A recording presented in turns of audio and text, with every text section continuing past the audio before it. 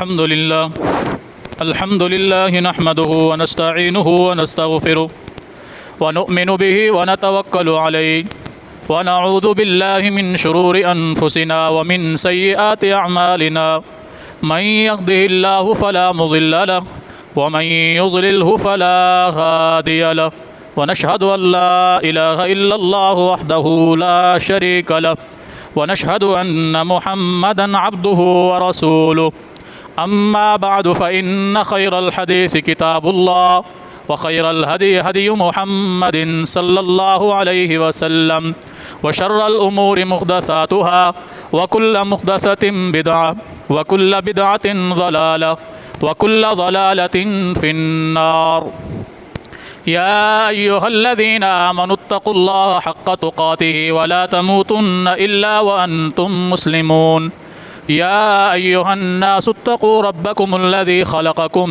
من نفس واحدة وخلق منها زوجها وبث منهما رجالا كثيرا ونساء واتقوا الله الذي تساءلون به والأرحام إن الله كان عليكم رقيبا يا أيها الذين آمنوا اتقوا الله وقولوا قولا سديدا يصلح لكم أعمالكم ويغفر لكم ذنوبكم ومن يطع الله ورسوله فقد فاز فوزا عظيما أعوذ بالله السميع العليم من الشيطان الرجيم بسم الله الرحمن الرحيم فصل لربك وانحر إن شانئك هو الأبتر اللهم صل على محمد وعلى آل محمد كما صليت على إبراهيم وعلى آل إبراهيم إنك حميد مجيد اللهم بارك على محمد وعلى آل محمد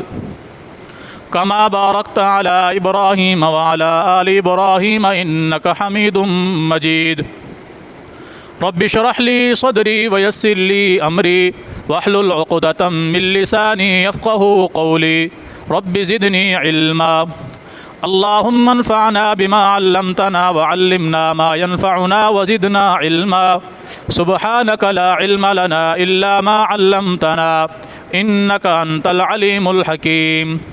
ہر قسم کی حمد و ثنا اللہ جل جلالہ کے لیے بے شمار بے حد و حساب درود و سلام ہوں امام الانبیاء سید الانبیاء جناب محمد الرسول اللہ صلی اللہ علیہ وسلم کی ذات اقدس کے لیے۔ اس کی آواز تھوڑی بڑھا دیں۔ ذوالقعدہ کا مہینہ اپنے اختتام کی طرف رواں دواں ہے۔ یہ حج کے ایام ہیں۔ یہ مہینہ بھی حج کے مہینوں میں شمار ہوتا ہے۔ ذوالحجہ کا مہینہ تو ہے ہی حج کا مہینہ، ذوالقعدہ کا مہینہ بھی حج کے مہینوں میں شمار ہوتا ہے۔ یعنی اس مہینے کے اندر لوگ حج کے لیے اپنا سفر شروع کر دیتے ہیں۔ اب تو چونکہ آسانیاں ہیں الحمدللہ، چند گھنٹوں میں بندہ اس ملک میں پہنچ جاتا ہے، ارض مقدس پر پہنچ جاتا ہے۔ لیکن پہلے جب یہ سہولتیں نہیں ہوا کرتی تھیں تو لوگوں کو مہینوں لگ جاتے تھے حج کے لیے سفر کرتے کرتے۔ اس لیے اللہ رب العالمین نے ان مہینوں کو حج کا مہینہ کہا۔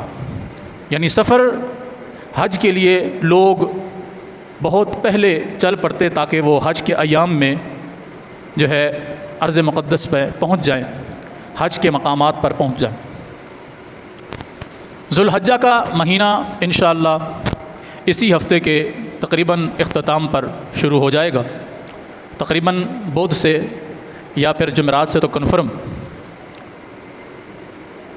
اس کے حوالے سے جو فضیلتیں یا جو معاملات ہوں گے انشاءاللہ وہ آنے والے جمعہ میں بیان ہوں گے اللہ کے فضل سے۔ قربانی کے حوالے سے رسول اللہ صلی اللہ علیہ وسلم کو اللہ رب العالمین نے سورۃ الکوثر کے اندر بیان فرمایا، اے پیغمبر صلی اللہ علیہ وسلم، آپ اللہ کے لیے نماز پڑھیے اور قربانی کیجیے، بے شک آپ کا دشمن بے نام و نشان ہوگا۔ یہ سورہ کوثر بڑی جامع صورت ہے کہ جس کے اندر اللہ رب العالمین نے اپنے پیغمبر صلی اللہ علیہ وسلم کو جو نعمتیں عطا فرمائی ہیں، اس کی پہلی صورت کے اندر اس کا سارا تذکرہ فرما دیا۔ انا اعطیناک الکوثر، بے شک ہم نے آپ کو کوثر عطا فرمایا ہے۔ کوثر کے معنی کثرت کے ساتھ، ہم نے ہر چیز میں آپ کو کثرت عطا فرمائی ہے، ہر نعمت میں ہم نے آپ کو کثرت عطا فرمائی ہے، یعنی ہر نعمت کثیر تعداد میں ہم نے آپ کو عطا کی ہے۔ اور دوسرا معنی اس کا یہ بھی ہے کہ قیامت کے دن جو کوثر ہے، پانی ہے، حوض ہے، اس کا بھی مالک ہم نے آپ کو بنایا ہے۔ آپ اس پر بیٹھیں گے، آپ کے اصحاب آپ کے ساتھ ہوں گے، اور آپ اپنی امت کو اس میں سے پانی بھر بھر کے، جام بھر بھر کے پلائیں گے۔ تو دونوں معنی ہیں، ایک تو یہ ہے کہ ہم نے آپ کو کوثر عطا فرمایا، معنی حوض کوثر، اور دوسرا معنی ہم نے آپ کو ہر نعمت کثیر تعداد میں عطا فرمائی ہے۔ اس لیے آپ دیکھیں گے نبی علیہ الصلوۃ والسلام کی ایک حدیث ہے جس میں آپ صلی اللہ علیہ وسلم نے 5 چیزوں کا تذکرہ فرمایا کہ یہ 5 چیزیں مجھ سے پہلے کسی پیغمبر کو عطا نہیں کی گئیں۔ 5 چیزیں مجھ سے پہلے کسی پیغمبر کو عطا نہیں ہوئیں۔ جس طرح نبی کریم صلی اللہ علیہ وسلم پر آزمائشیں اتنی آئیں کہ جس طرح کسی پیغمبر پر کوئی آزمائش نہیں آئی۔ حالانکہ ابراہیم علیہ السلام کے متعلق اللہ فرماتا ہے کہ ہم نے ابراہیم علیہ السلام کو بارہا بڑی بڑی آزمائشوں میں آزمایا، فَأَتَمَّهُنَّ، اس نے ان تمام آزمائشوں میں کامیابی حاصل کی، ہر آزمائش کو برداشت کیا، اس پر لبیک کہا اور اس میں کامیاب ہوئے۔ لیکن اس کے باوجود رسول اللہ صلی اللہ علیہ وسلم فرماتے ہیں مجھ پر جتنی آزمائشیں آئی ہیں مجھ سے پہلے کسی پیغمبر پر اتنی آزمائشیں نہیں آئیں۔ اسی طرح آپ صلی اللہ علیہ وسلم کو جو نعمتیں عطا کی گئی ہیں وہ بھی ایسی نعمتیں ہیں کہ آپ سے پہلے کسی کو عطا نہیں کی گئیں۔ ان میں سے ایک نعمت یہ ہے، نبی علیہ الصلوۃ والسلام فرماتے ہیں نصرت بالرعب مسیرۃ شہر، کہ مجھے دشمن پر غلبہ اس طرح عطا کیا گیا کہ میں ابھی دشمن کی طرف جا رہا ہوتا ہوں، میرا دشمن تک پہنچنے میں 1 مہینہ لگے گا۔ کتنا؟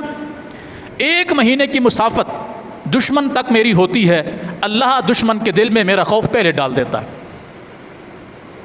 دشمن تک پہنچنے میں کتنی دیر لگے گی؟ 1 مہینے کی مسافت، یعنی اتنا لمبا سفر کہ مجھے جاتے جاتے 1 مہینہ لگ جائے گا، اللہ دشمن کے دل میں میرا خوف پہلے ڈال دیتا ہے۔ نصرت بالرعب مسیرۃ شہر، دشمن کے دل میں رعب ڈال دیتا ہے اللہ تعالیٰ میرے متعلق۔ فرمایا کہ ابھی مجھے جانے میں 1 مہینے کی مسافت ہوتی ہے، اور یہ آپ صلی اللہ علیہ وسلم سے پہلے کسی پیغمبر کو عطا نہیں ہوئی یہ فضیلت۔ یہ فضیلت صرف پیغمبر اکرم صلی اللہ علیہ وسلم کے نصیب میں آئی۔ اسی طرح آپ صلی اللہ علیہ وسلم فرماتے ہیں کہ جنگوں کے دوران جو مال غنیمت اکٹھا ہوتا ہے اسے میرے لیے اور میری امت کے لیے حلال کر دیا گیا ہے۔ مجھ سے پہلے کسی پیغمبر کے لیے جنگ سے حاصل ہونے والا مال غنیمت حلال نہیں تھا۔ جنگ ہوتی تھی، مال غنیمت اکٹھا ہوتا تھا، اسے ایک جگہ پر لا کر رکھ دیا جاتا تھا، آسمان سے آگ آتی تھی، اس کو جلا کر راکھ کر دیتی تھی، گویا کہ وہ مال غنیمت اللہ کے ہاں قبول ہو جاتا تھا۔ لیکن میرے لیے اور میرے اصحاب کے لیے، میری امت کے لیے مال غنیمت کو حلال کر دیا گیا۔ فرمایا یہ فضیلت بھی مجھ سے پہلے کسی پیغمبر کو نہیں دی گئی تھی۔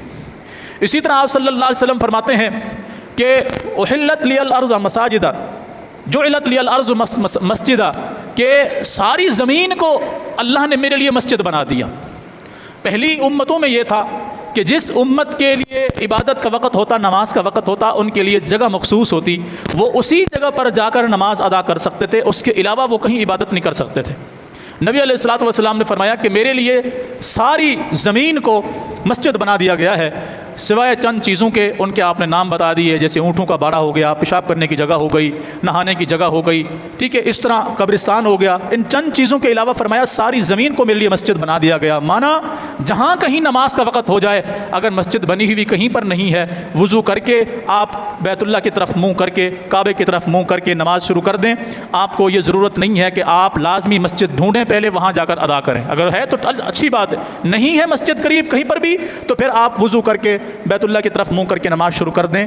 تو پوری مسجد کو، پوری زمین کو اللہ نے پیغمبر اکرم صلی اللہ علیہ وسلم کے لیے مسجد بنا دی ہے۔ تو یہ فضیلتیں ساری رسول اللہ صلی اللہ علیہ وسلم کے کھاتے میں آئیں۔ تو اس انا اعطیناک الکوثر کے اندر یہ چیز بھی شامل ہے کہ ہم نے آپ کو نعمتوں میں کثرت عطا فرمائی۔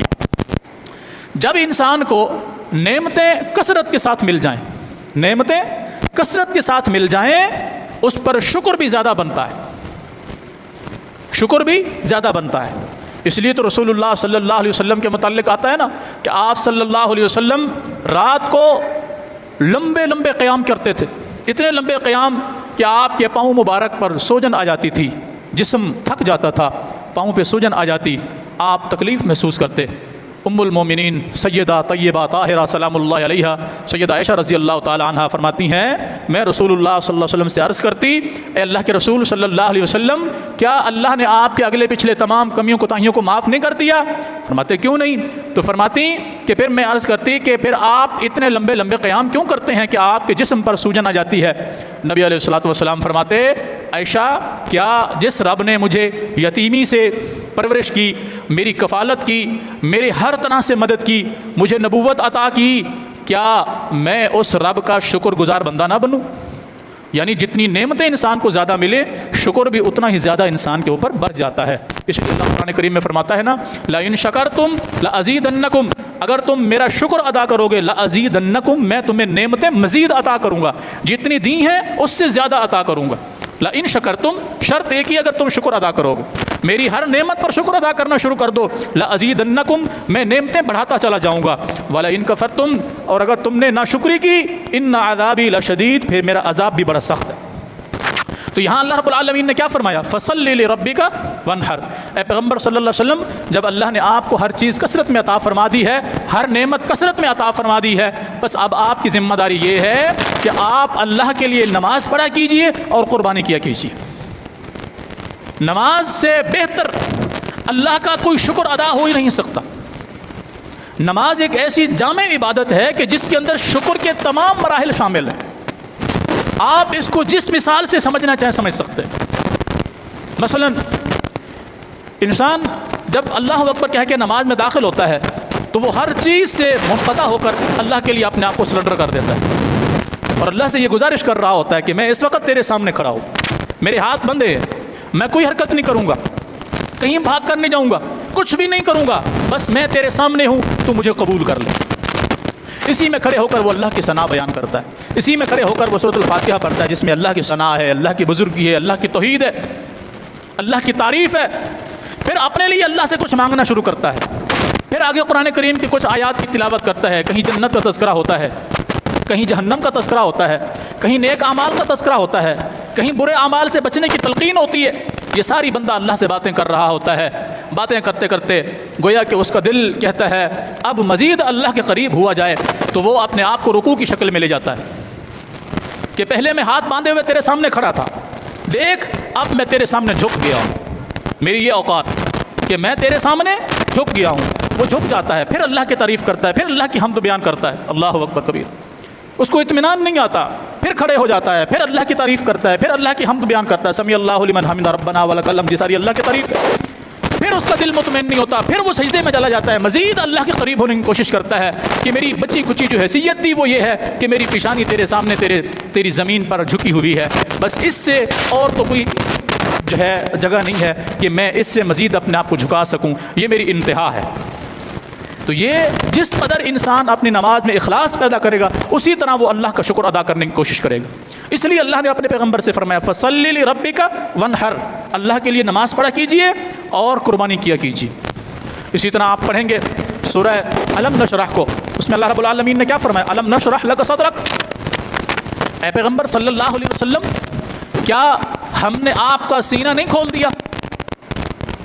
اس میں آپ لوگوں کا غم دکھ درد برداشت کرنے والے، اس کو محسوس کرنے والے، دشمن کے مقابلے میں آپ کا سینہ تنگ نہیں کیا، ہم نے اس کو کھول دیا، اس کے اندر وسعت پیدا کر دی، تکلیفوں اور غموں کو برداشت کرنے کی ہمت ہم نے پیدا کر دی، اور ہم نے آپ کے کندھوں سے آپ کا بوجھ نہیں اتار دیا.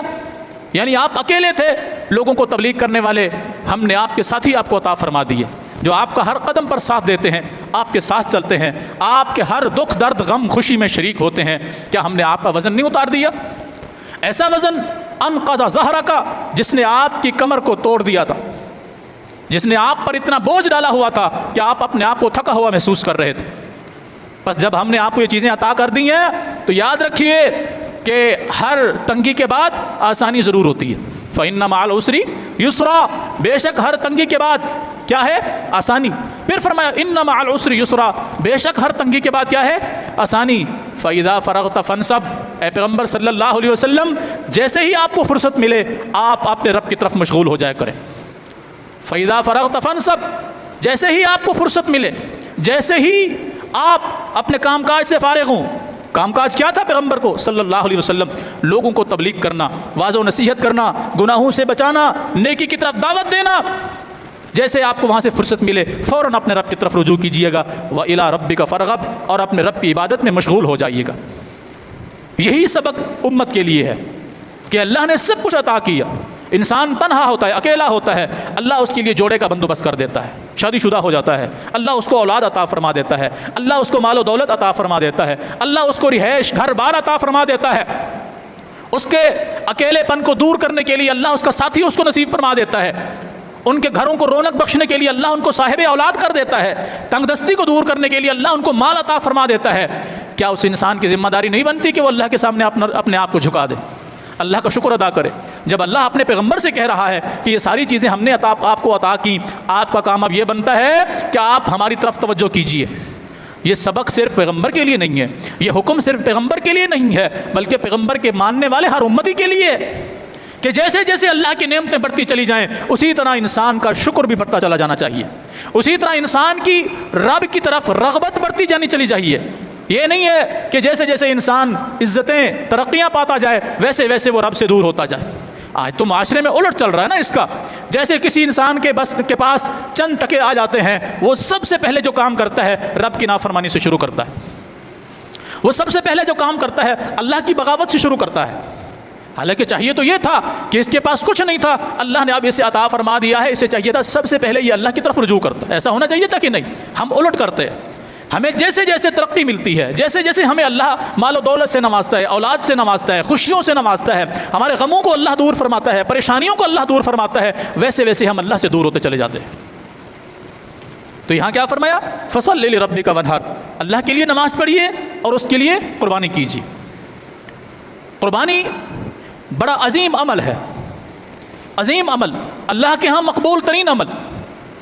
آپ اندازہ لگائیں اس بات سے، اللہ کے رسول صلی اللہ علیہ وسلم نے فرمایا جس شخص کے پاس قربانی کرنے کی طاقت موجود ہو، جس شخص کے پاس قربانی کرنے کی استطاعت موجود ہو، اس کے باوجود وہ شخص قربانی نہ کرے، اسے چاہیے کہ وہ عید کے دن ہماری عیدگاہ کے قریب بھی نہ آئے،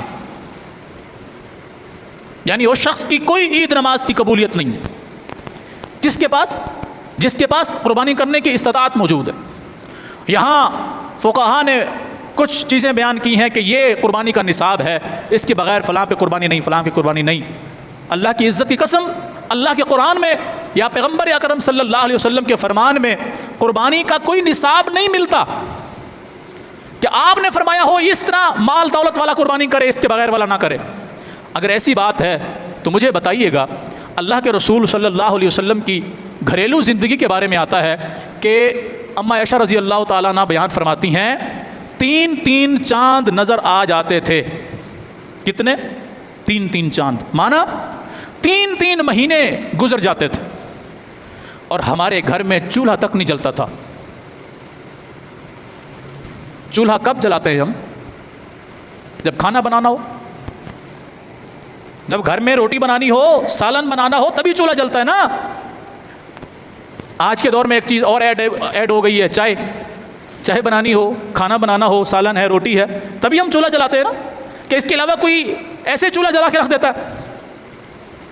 ام المومنین امی عائشہ رضی اللہ تعالیٰ عنہ بیان فرماتی ہیں 3 چاند نظر آ جاتے تھے اور ہمارے گھر میں چولہا تک نہیں جلتا تھا، یعنی ہمارے گھر میں نہ کچھ پکانے کو ہوتا تھا کہ جس کے لیے ہم کچھ چولہا جلائیں اور پکائیں، نہ روٹی پکانے کے لیے آٹا موجود ہوتا تھا، نہ سالن بنانے کے لیے کوئی چیز موجود ہوتی تھی، تو چولہا کس کام کے لیے جلاتے؟ صحابی بیان فرماتے ہیں اے اماں جی پھر آپ کا گزارا کیسے ہوتا تھا؟ آپ رضی اللہ تعالیٰ عنہ بیان فرماتی ہیں بیٹے ہم 2 کالی چیزوں سے گزارا کرتے تھے، ایک کھجور اور ایک پانی، چند کھجوریں کھا لیتے تھے اور چند گھونٹ پانی کے پی لیتے تھے، اللہ کا شکر ادا کرتے تھے، دن میں اسی بھی گزر جاتا تھا، رات بھی اسی میں گزر جاتی تھی۔ اپنے سینے پر ہاتھ رکھ کر اللہ کی عزت کی قسم کھا کر بتائیے ہم میں سے یہاں کوئی ایسا شخص موجود ہے جس کے گھر میں 2 ٹائم کا، چلو چھوڑو، جس کے گھر میں 1 ٹائم کا کھانا کبھی نہ پکاؤ؟ مان لیتے ہیں غربت کی وجہ سے چلو کبھی کسی شخص کے ہاں ایسا فاقہ ہو سکتا ہے کہ 2 ٹائم کا کھانا نہیں پکتا، لیکن 1 ٹائم کا کھانا اس کے گھر میں نہ پکا ہو. جتنے لوگ ابھی موجود ہیں یا اپنے جاننے والوں سے پوچھ لیجئے گا, کیا کبھی زندگی میں ایسے حالات آئے ہیں کہ ایک وقت کے کھانے کے لیے آپ کے گھر میں آگ نہ جلی ہو, میرے گھر میں آگ نہ جلی ہو؟ ہمارے پاس کوئی بہانہ ہے قربانی نہ کرنے کا؟ بتائیے. کیونکہ میں آگے بتاتا ہوں آپ کو. 3 مہینے گزر جاتے تھے. 11 بیویاں ہیں رسول اللہ صلی اللہ علیہ وسلم کی. اماں خدیجہ کے بعد 10 بیویاں باحیات ہیں رسول اللہ صلی اللہ علیہ وسلم کی زندگی میں. 10 گھر ہیں رسول اللہ صلی اللہ علیہ وسلم کے. 10 کے 10 گھروں میں فاقے کی یہ حالت ہے کہ 3 مہینے تک گھر میں چولہا نہیں جل رہا. لیکن اس کے باوجود جب کبھی قربانی کا موسم آتا, قربانی کے دن آتے, اللہ کے رسول صلی اللہ علیہ وسلم ہر صورت میں قربانی کرتے تھے. آپ نے قربانی فرض ہونے کے بعد, قربانی کے حکم کے آنے کے بعد, اللہ کے رسول صلی اللہ علیہ وسلم نے زندگی میں کبھی قربانی نہیں چھوڑی, باوجود اس کے کہ 3 مہینے گھر میں چولہا نہیں جل رہا. یہ ہمت, یہ طاقت کون عطا فرماتا تھا؟ یہ قربانی کے اسباب رسول اللہ صلی اللہ علیہ وسلم کے لیے کون پیدا فرماتا تھا؟ 3 مہینے فاقوں کی کیفیت بھی اللہ کے رسول صلی اللہ علیہ وسلم کے گھر میں کس نے پیدا کی؟ اسی اللہ نے. ہمارے گھر میں تو ایسی کوئی صورتحال پیدا نہیں ہوتی. ہم تو کبھی بھوکے پیاسے نہیں رہتے, نہ ہم کبھی بھوکے بیٹھے ہیں, نہ ہمارے بچے کبھی بھوکے بیٹھے ہیں, نہ ہمارے گھروں میں فاقے کی یہ حالت کبھی آئی ہے. پھر ایسا کیوں ہوتا ہے جب قربانی کا موقع آتا ہے تو ہم مسئلہ پوچھ رہے ہوتے ہیں مولوی صاحب سے, مولوی صاحب میرے اوپر اتنا قرضہ ہے, کیا میری قربانی ہو جائے گی؟ مولوی صاحب قربانی کرنے کے لیے کتنا نصاب ہونا چاہیے, کتنا بندے کو مال و دولت والا ہونا چاہیے؟ مفتی صاحب آگے سے مسئلہ بیان کرتے ہیں, جس کے پاس 52 تولے چاندی ہو, 52 تولے چاندی یا 52 تولے چاندی کے مقابلے میں رقم موجود ہو, اس پر قربانی لازم ہے. اس کے علاوہ پر قربانی کرنا چاہے تو کر سکتا ہے, ورنہ اس پر لازم نہیں ہے. قسم کھا کر بتائیے اس مفتی صاحب سے, کہو کہ قرآن کی کس آیت میں یہ مسئلہ موجود ہے, یا حدیث رسول صلی اللہ علیہ وسلم کی کون سی حدیث میں یہ مسئلہ موجود ہے؟ اگر یہ مسئلہ ہے تو پھر بتائیے اللہ کے رسول صلی اللہ علیہ وسلم کے گھر میں جو 3 مہینے تک فاقہ کشی ہے, اس کے باوجود آپ قربانی نہیں چھوڑ رہے, تو یہ کیسے ہو رہا تھا؟ اس سے پھر چور دروازہ ملتا ہے ان لوگوں کو جو قربانی نہیں کرنا چاہتے. کہتے ہیں بھی ہمارے پاس تو کبھی ہم نے 1 تولہ چاندی بھی ہمارے گھر میں اکٹھا نہیں ہوا, 52 تولے چاندی تو پھر دور کی بات رہی, 52.5 تولے چاندی جمع ہونا تو دور کی بات, ہمارے بچوں نے تو کبھی چاندی کی شکل بھی نہیں دیکھی. بتائیے ان کے پاس قربانی سے بچنے کا چور دروازہ ہے کہ نہیں ہے؟ اسی شخص سے پوچھئے تمہاری جیب میں کتنے کا موبائل ہے؟ کم از کم 40 سے 50 ہزار کا موبائل اس کی جیب میں موجود ہے. گھر کے ہر فرد کے پاس چھوٹا بڑا موبائل موجود ہے, ڈیلی اس پہ پیکج بھی لگ رہا ہے, گھر کی ہر ضرورت پوری ہو رہی ہے, ہر خواہش پوری ہو رہی ہے, ہم اپنے ہر مسئلے کو حل کر رہے ہیں. لیکن جب قربانی کی باری آتی ہے ہم معصوم بن جاتے ہیں, ہم شوم بن جاتے ہیں, ہمارے پاس کچھ بھی نہیں بچتا, ہم بہانے ڈھونڈ رہے ہوتے ہیں ہمارے اوپر اتنا قرضہ ہے. میں نے سنا ہے مولوی صاحب سے جس پر قرضہ ہو اس کی قربانی نہیں ہو سکتی. میں نے سنا ہے مولوی صاحب سے جس کے پاس ایسی چیزیں نہ ہوں اس کے اوپر قربانی نہیں ہوتی. اس مولوی صاحب سے یہ بھی پوچھئے, پیغمبر صلی اللہ علیہ وسلم کا تو کچا گھر تھا, کچا گھر ہیں, کھجور کے تنکوں سے بنی ہوئی چھت تھی, بارش آتی تھی تو گھر میں پانی ٹپکتا تھا. اس پیغمبر نے کبھی قربانی نہیں چھوڑی. اور میرے پاس 40 لاکھ کا پلاٹ ہے جس کے اوپر میرا گھر بنا ہوا ہے, میرے اوپر پھر بھی قربانی نہیں ہے کیونکہ میرے پاس 52 تولے چاندی نہیں ہے. اس سے بھی زیادہ کوئی بے شرمی کی بات ہو سکتی ہے دین کے ساتھ مذاق کے حوالے سے؟ میرے پاس گھومنے کے لیے موٹر سائیکل موجود ہے, چلانے کے لیے 40,000 کا 50,000 کا 60,000 کا موبائل موجود ہے, میرے پاس نہیں, میرے بچوں کے پاس موجود ہے. میرے گھر میں ہر ضرورت کی چیز موجود ہے. میرے پیغمبر کے گھر میں 3 مہینے کھانا نہیں پک رہا, پیغمبر قربانی نہیں چھوڑ رہے. میرے پاس دنیا کی ہر ضرورت تقریباً موجود ہے, میں قربانی نہیں کر رہا. ذرا ان کا موازنہ تو کر کے دیکھیے اپنی غیرت اور ایمان کے ساتھ. جس پیغمبر کے گھر میں 3 مہینہ کا فاقہ ہو وہ قربانی نہ چھوڑے, اور وہ امتی جس کے گھر میں 3 وقت کا کھانا پکتا اور وہ قربانی نہ کرے, دونوں کے درمیان کیا موازنہ ہو سکتا ہے؟ صرف غیرت اور حیا ایمان کا موازنہ ہو سکتا ہے اور کسی شے کا نہیں. ورنہ ہم تو اپنے پیغمبر سے بھی زیادہ امیر ہیں. پیغمبر کے گھر میں 3 مہینے کھانا نہیں پک رہا اور ہمارے گھر میں 3 ٹائم کا پک رہا ہے. پیغمبر نے قربانی نہیں چھوڑی اور ہم کرتے نہیں ہیں. کیوں؟ ہمیں مسئلہ بتا دیا گیا جی 52.5 تولے چاندی نہ ہو یا اس کے مساوی رقم نہ ہو تو آپ پر قربانی نہیں. کبھی آپ نے مولوی صاحب سے یہ مسئلہ بھی پوچھا ہے کہ مولوی صاحب میرے پاس گنجائش نہیں ہے, میری بیٹی کہہ رہی ہے یا میرا بیٹا کہہ رہا ہے یا میری بیوی کہہ رہی ہے یا میرا اپنا دل کر رہا ہے میں ابھی ایک نیا ماڈل آیا ہے موبائل کا میں وہ لینا چاہتا ہوں, کیا میں وہ لے سکتا ہوں؟ کبھی آپ نے پوچھا مولوی صاحب سے؟ ہم میں سے کسی نے پوچھا مولوی صاحب سے؟ میرے پاس موٹر سائیکل موجود ہے, میں اب نیا ماڈل کی لینا چاہتا ہوں. گاڑی میرے پاس فلاں ماڈل کی ہے, میں نہیں لینا چاہتا ہوں. میں گھر کو رنگ روغن کرانا چاہتا ہوں, میں فلاں کام کرنا چاہتا ہوں, کیا میں کرا سکتا ہوں؟ اس میں ہماری اپنی لاجک ہوتی ہے کہ بھئی ہمارے پاس طاقت استطاعت موجود ہے. لیکن جیسے قربانی کا موقع آتا ہے ہم فوراً مولویوں کے پاس بھاگتے ہیں کہ حضرت ہمارے اوپر یہ پرابلم ہے, یہ مسئلہ ہے, ایسا ہے, کیا ہم قربانی کریں؟ اور میں آپ کو پیغمبر صلی اللہ علیہ وسلم کی حدیث سنا چکا ہوں. اللہ کے رسول صلی اللہ علیہ وسلم نے کیا فرمایا؟ جس کے پاس قربانی کرنے کی استطاعت موجود ہو وہ قربانی نہ کرے, وہ عیدگاہ میں ہمارے ساتھ نماز پڑھنے کے لیے ہماری عیدگاہ کے قریب بھی نہ آئے. کیوں سختی کی اس پر آپ نے؟ کیونکہ ہماری حالت جو آج ہمارے سامنے موجود ہے, اللہ کے رسول صلی اللہ علیہ وسلم کو قیامت تک کے آنے والے حالات کے بارے میں باخبر کر دیا گیا تھا. آج ہماری حالت جو ہمارے سامنے ہے نا, اس کی وجہ یہ ہے کہ ہم نے کبھی دین کی طرف توجہ ہی نہیں کی. دین کا ٹھیکہ دیا مولویوں کو, بس ختم. اور مولوی بھی بندے کا چہرہ دیکھ کر اس کو مسئلہ بتاتے ہیں. اس کی کتنی پسلی ہے, کتنی ہمت ہے اس میں برداشت کرنے کی. بنی اسرائیل والی خصلت ہمارے علماء میں آ چکی ہے. بنی اسرائیل کے علماء کی خصلت کیا تھی؟ وہ امیروں کو ان کی امیری کے حساب سے مسئلہ بتاتے تھے, غریبوں کو ان کی غریبی کے حساب سے مسئلہ بتاتے تھے. آج وہ بدترین خصلت امت مسلمہ کے علماء کے اندر آ چکی ہے. کوئی اگر چودھری چلا جائے, سردار چلا جائے, سیٹھ چلا جائے مولوی کے پاس, اللہ کی عزت کی قسم آپ مولوی صاحب کو اس کے ساتھ بات کرنے کا انداز آپ کو بتا دے گا. اور اسی مولوی صاحب کے پاس غریب چلا جائے, پھٹے پرانے لباس والا چلا جائے, اگر وہ سیدھے منہ اس کے ساتھ سلام بھی کر لے تو مجھے جوتے مارنا. ایسے میں وہ کیا دین بتائے گا جو شکل و صورت دے کر, گاڑی بنگلہ مکان حیثیت دے کر دین بیان کرنے والا ہو؟ آپ کیا سمجھتے ہیں وہ لوگوں کو سیدھی بات بتائے گا؟ امت کے اندر بگاڑ کس سبب سے پیدا ہوا؟ اسی وجہ سے پیدا ہوا کیونکہ مولوی نے خود بھی قربانی نہیں کرنی. اس نے آپ کو بھی کہنا قربانی نہ کرو, آپ کے پاس استطاعت نہیں ہے. کیونکہ مولوی تو سارا سال کیا ساری زندگی نہ اس کے پاس 52.5 تولے چاندی جمع ہوگا, نہ اس کے مساوی رقم جمع ہوگی. جب اس نے نہیں کرنی تو آپ کو کیوں کرنے دے گا؟ میں نے ایک مرتبہ آپ کو یہاں ممبر پہ ایک مثال سنائی تھی اور حقیقت تھی. میرے کزن تھے حافظ نظر الہی, مرحوم, فوت ہو گئے. بہت بڑے علمی شخصیت تھے, بہت بڑی علمی شخصیت. اور میں بہت چھوٹا سا تھا, میرے بیٹے عبد الرحمن سے بھی چھوٹا. ہم مدرسے میں داخل ہوئے, واپس آئے تو وہ آئے ہوئے تھے ہمارے گھر پہ. تو وہ ایسے مذاق میں کہنے لگے, بیٹا تمہیں نماز کی نیت آتی ہے؟ نماز کی نیت آتی ہے؟ تو میں نے کہا نہیں مجھے تو نہیں آتی. کیونکہ نماز کی نیت کس نے بنائی؟ یہاں کے علماء نے بنائی ہے, پیغمبر نے نماز کی نیت نہیں بتائی. وہ کہتے ہیں میں تمہیں بتاتا ہوں. مذاق کر رہے تھے. کہتے بولو نماز پڑھتا ہوں 2 رکعت, پڑھوں گا کھڑی تڑی.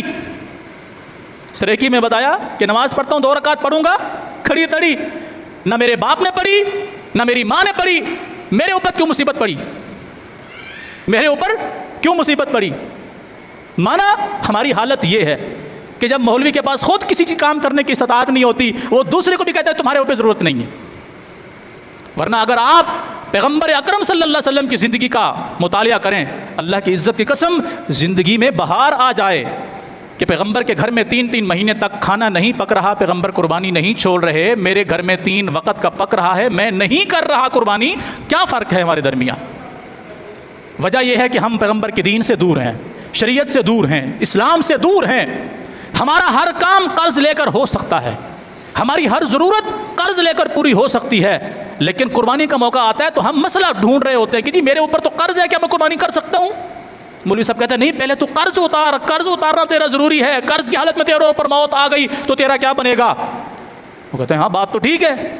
کبھی ہم نے یہ نہیں پوچھا مولوی صاحب میں نے اپنی نئی گاڑی کے لیے, نیا موبائل کے لیے, نئے گھر کے لیے, نئے مکان کے لیے, نئے کام کے لیے, بزنس کے لیے میں نے قرض اٹھایا ہوا ہے, اس حالت میں مر گیا تو میرا کیا بنے گا؟ یہ تو کبھی ہم نے نہیں پوچھا. قربانی کا موقع آتا ہے, ہمیں موت پڑ جاتی ہے, ہم مسئلے ڈھونڈنے لگ جاتے ہیں. اللہ کے لیے ہمت باندھیے, کوشش کیجئے. ابھی تقریباً کم از کم 15 دن باقی ہیں. اگلا جمعہ چھوڑ کے اس کے اگلے جمعے کو انشاءاللہ عید ہے, نہیں تو ہفتے کو تو کنفرم ہے نا. اگر چاند 29 کا ہوا تو جمعے کو عید کنفرم، اور اگر چاند 30 کا ہوا تو ہفتے کو عید کنفرم۔ 15 دن 16 دن ابھی باقی ہیں، پھر 4 دن عید کے بھی باقی ہیں۔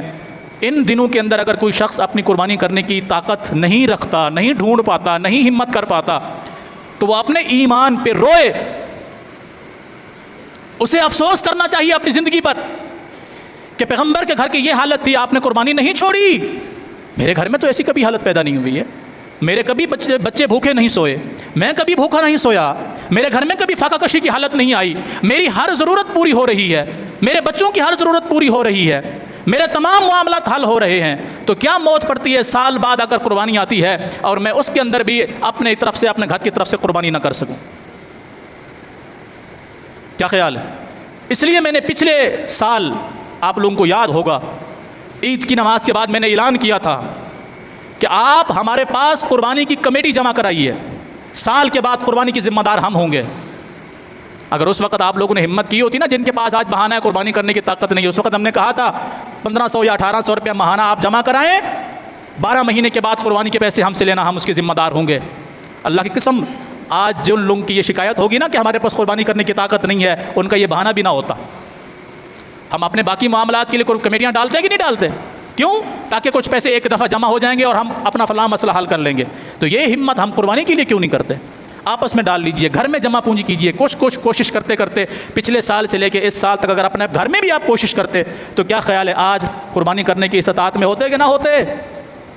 نہیں بھی جمع کیے تو اگر ہمارے گھر کی ضروریات پوری ہو رہی ہیں تو اس کا معنی یہ ہے کہ ہم صاحب استطاعت ہیں، یہ بہانہ نہیں ہے۔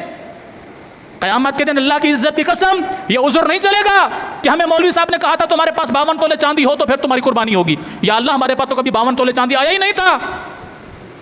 اور میں نے پچھلے جمعے گزارش کی تھی، اللہ کے رسول صلی اللہ علیہ وسلم نے فرمایا جس شخص کی عمر 60 سال ہو جائے، کتنی؟ 60 سال، اللہ کے ہاں اس کا کوئی عذر قابل قبول نہیں ہے۔ اور ہم بھی 60 کی طرف جا ہی رہے ہیں آہستہ آہستہ، اللہ نے زندگی رکھی تو نہیں تو کم از کم جتنی گزار چکے ہیں اس کا جواب دینا ہے۔ یہ بھی میں نے آپ کو حدیث سنائی تھی، اللہ کے رسول صلی اللہ علیہ وسلم نے فرمایا تھا قیامت کے دن کوئی شخص اپنے پاؤں کو حرکت نہیں دے سکے گا جب تک اللہ کے 5 سوالوں کا جواب نہیں دے گا۔ 5 سوالوں کا جواب، ان میں سے سب سے پہلا جو سوال ہوگا اس انسان کی عمر کے متعلق ہوگا، تم نے اپنی زندگی کیسے گزاری؟ کیا اس زندگی کے اندر اللہ یہ نہیں پوچھے گا تمہاری تمام ضروریات خواہشات پوری ہو جاتی تھیں جب میرے پیغمبر کی باری آتی تھی سنت پہ عمل کرنے کے لیے، جب میری راہ میں خرچ کرنے کے لیے خون بہانے کی باری آتی تھی، قربانی کی باری آتی تھی، تمہارے بہانے آ جاتے تھے، کیا اللہ ہمارے متعلق نہیں جانتا؟ تو پھر کیوں ہم سستی کرتے ہیں؟ کیوں ہم دوسرے کے کندھے پہ رکھ کے بندوق چلانے کی کوشش کرتے ہیں؟ یہ مولوی کے کندھے پہ رکھ کے بندوق چلانے والی بات ہے نا کہ مفتی صاحب نے مسئلہ دیا آپ کے اوپر قربانی نہیں ہے۔ کیا مفتی صاحب نے کبھی آپ سے آپ کے گھر کے حالات پوچھے ہیں؟ یہ میرا پیغام علماء تک بھی جائے گا انشاءاللہ کہ آئندہ اگر کوئی شخص آپ سے اس مسئلے کو پوچھنے کے لیے آئے کہ میرے اوپر قربانی ہے کہ نہیں، اس کی حالات زندگی ضرور پوچھیے گا۔ تمہارے گھر کے حالات کیسے ہیں؟ تمہارے پاس، تمہارے گھر میں، تمہارے رشتہ داروں کے پاس جو تمہارے گھر کے افراد ہیں ان کی حالت کیسی ہے؟ ان کی کنڈیشن دیکھ کر ان کو مسئلہ بتائیے گا تاکہ قیامت کے دن آپ کی گردن میں پٹا نہ ڈالا جا سکے، آپ کے گریبان میں ہاتھ نہ آئے۔ اللہ کے لیے سوچ سمجھ کر مسئلے کا جواب دیجیے گا، کیونکہ یہ امت جو قربانی سے بھاگ رہی ہے علماء کے قصور کی وجہ سے بھاگ رہی ہے۔ مولوی صاحب کا ایک مسئلہ ہم سن لیتے ہیں، ہمارے مقصد کے مطابق ہوتا ہے، ہمارے مائنڈ سیٹ کے مطابق ہوتا ہے، ہماری جان چھوٹ جاتی ہے، مولوی جانے اللہ جانے۔ باقی ہم کسی مسئلے میں مولوی صاحب سے نہیں جا کر پوچھیں گے۔ ہم نے بیٹے کی شادی کرنی ہے، اس پہ لاکھوں روپے خرچ کر دیں گے، ہم کبھی مولوی صاحب سے نہیں پوچھیں گے۔ ہم نے بیٹی کی شادی کرنی ہے، اس کے لیے لاکھوں کا جہیز تیار کرنا ہے، ہم کبھی مولوی صاحب سے نہیں پوچھیں گے۔ ہم نے گھر بنانا ہے، چھوٹا گھر تھا 60 گز کا، ہم نے اس کو 100 گز کا کرنا ہے، 120 گز کا کرنا ہے، بڑا بنانا ہے، کبھی مولوی صاحب سے نہیں پوچھیں گے۔ موٹر سائیکل سے کار آ جاتی ہے، کبھی مولوی صاحب سے نہیں پوچھتے ہیں۔ کاروبار میں ٹھیلا لگاتے تھے، آج مارکیٹ کے مالک ہیں، کبھی مولوی صاحب سے نہیں پوچھیں گے۔ قربانی کا موقع آئے گا ہم مولوی سے ضرور رابطہ کریں گے۔ تو ہمیں شرم کرنی چاہیے کہ ہم نے دین کو استعمال کرنے کے لیے، چور دروازہ ڈھونڈنے کے لیے ہم نے مولوی کو پکڑا ہے، اس سے مسئلہ پوچھا ہے، باقی کسی کام کے لیے نہیں پوچھا۔ تو اللہ علیم بذات الصدور، جو دلوں کے حالات بخوبی جانتا ہے، کیا اسے نہیں پتا کہ یہ بندہ کیا کر رہا ہے؟ پھر ہمارا یہ شکوہ اللہ کے سامنے بنتا ہے کہ ہمارے حالات ٹھیک نہیں ہیں؟ کیا خیال ہے؟ کیا ہمارا شکوہ اللہ کے سامنے بنتا ہے کہ ہمارے گھر کے حالات ٹھیک نہیں ہیں، ہماری مالی پوزیشن ٹھیک نہیں ہے، ہمارے کاروبار کی پوزیشن ٹھیک نہیں ہے، ہمارے بیٹے بچیاں بے راہ روی کا شکار ہو گئے ہیں؟ کیا یہ شکوہ اللہ کے ہمارا بنتا ہے؟ نہیں بنتا۔ کیوں نہیں بنتا؟ کیونکہ ہم نے اس کی نہیں مانی۔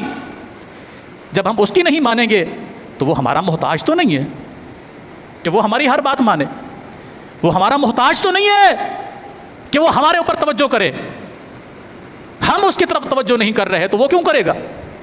کیونکہ رسول اللہ صلی اللہ علیہ وسلم نے فرمایا من کان للہ کان اللہ لہ، جو اللہ کا ہو جاتا ہے اللہ بھی اس کا ہو جاتا ہے۔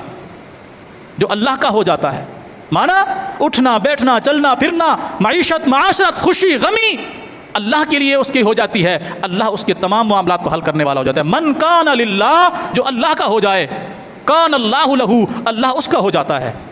اور جو اللہ کا نہ ہو اللہ بھی اس کا نہیں ہوتا۔ اللہ مجھے بھی ہمت دے، حیا دے، ایمان دے، غیرت دے، دین کی سمجھ عطا فرمائے، اور آپ سب کو بھی سمجھ عطا فرمائے، اور ہمیں ہر حال میں دین پر عمل پیرا ہونے والا بنائے۔ ہمیں، ہماری نسلوں کو، ہمارے اہل و عیال کو اللہ دیندار بنائے، عظیم سنت سے پیچھے ہٹنے والا نہ بنائے، چور راستے تلاش کرنے والا نہ بنائے۔ اللہ ہمیں حمیت، دینی حمیت اور غیرت عطا فرمائے۔ اقول قولی ھذا واستغفر اللہ لی ولکم ولسائر المسلمین۔